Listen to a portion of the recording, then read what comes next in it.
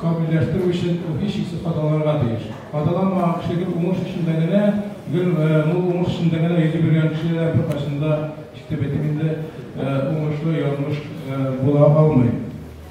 Ama lakin ne kadar yine özümün turmuşumda ben şartı kamil deyip sanasam da men eğer de yamadan tursam veyse 10 yaşayan bitsem bu turmuşunu kabullanmasıyım. Çünkü ben kızıktı olayım. Ben bir tatbırıt gelmedim. Ben başka türlü yaşayayım.